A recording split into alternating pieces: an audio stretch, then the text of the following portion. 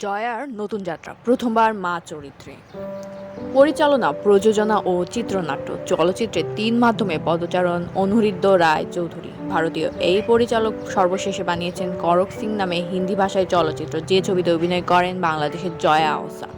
বাংলা ভাষায় চলচ্চিত্র বানিয়েও ছবি প্রেমীদের মন জয় করা এই পরিচালক এক দশক বাংলা ভাষার ছবি বানানো থেকে দূরে ছিলেন।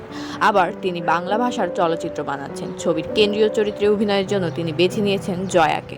আগামী মে মাস থেকে ডিয়ার মা নামে এই ছবির শুটিং শুরু হচ্ছে। কলকাতা থেকে গতকাল শুক্রবার বিকেলের আলাপে প্রথম আলোকে তেমনটাই জানালেন জয়া আহসান। অনুরণন, অন্তহীন, অপরাজিতা তুমি, বুনোহাস, পিঙ্ক ও করক সিং ছবিগুলোর জন্য অনিরুদ্ধ রায় প্রশংসিত হয়েছে ব্যাপক। এর মধ্যে বুনোহাস ছবিটি ছিল তার বানানো সর্বশেষ বাংলা ভাষার চলচ্চিত্র। এই ছবির শুটিংয়ের জন্য প্রধান অভিনয়শিল্পী চিত্রনায়ক দেব সহ বাংলাদেশে এসেছিলেন পরিচালক। কয়েকদিন কাজ শেষে তারা ফিরে যায়।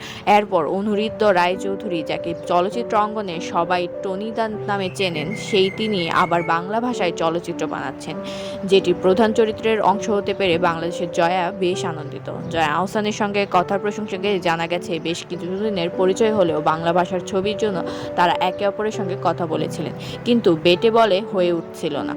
এর মধ্যে হিন্দি ভাষার চলচ্চিত্র করক সিং আগে শুরু হয়, মুক্তিও পায়। জয়া বলেন, টনিদার সঙ্গে ছবি করব বলে অনেকদিন ধরে ভাবছিলাম। আমিও অপেক্ষা করছিলাম কখন ডাকবেন তিনি, কিন্তু মাঝে হিন্দি ছবিটা চলে এলো, আমরাও সেটা করে ফেললাম। এই বাংলা ছবিটা যখন তৈরি হলো আমাকে শোনালেন, তখন ভাবলাম তিনি বেশ কিছুদিন আগে থেকে এমনটা ভাবছেন। আমাদের বেশ কিছুদিন ধরে কথাবার্তা চলছিল, অবশেষে সব সিদ্ধান্ত চূড়ান্ত হলো। ডিয়ার মা ছবিটি খুব ভালো একটি ভাবনা নিয়ে তৈরি হচ্ছে বলে জানালেন জয়া আহসান। তার মধ্যে ছবিতে গুণী অভিনয়শিল্পীরা কাজ করছেন। গল্পটা প্রসঙ্গে জয়া বলেন, এটা সম্পর্কের গল্প। টনিদা তো মনস্তাত্ত্বিক দ্বন্দ্বের গল্প বলেন, তেমনই একটা